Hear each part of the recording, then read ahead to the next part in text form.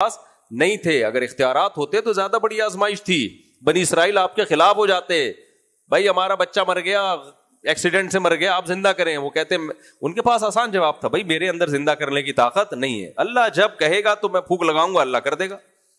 اب کلیئر ہوا معجزہ اور کرامت, یہ اس کی کے ساتھ جوڑ دینا اس کو کرامت کلپ کے ساتھ.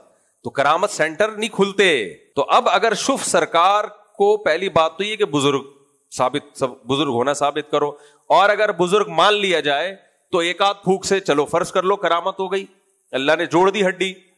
اور اگر ہم یہ بھی مان لیں کہ نہیں جی ان کے پاس ایسی کرامت ہے, اختیارات تو نہیں ہے, اختیارات مان لینا تو شرک ہے, ایسی کرامت ہے کہ جب یہ پھونک لگائیں گے اللہ نے ان کی پھونک میں طاقت پیدا کر دی ہے, یہ معمولی پھونک بولو نہیں ہے. ایسی پھونکیں ہزاروں میں کسی, کیونکہ ایسی پھونک پیدا ہونے سے پہلے نکل چکی ہوتی ہے. خیر وہ مجھے کمنٹس یاد آ گیا, ایسے بچے صدیوں میں پیدا ہوتے ہیں کیونکہ مائیں اکثر ایسے بچوں کو ضائع کر دیتی.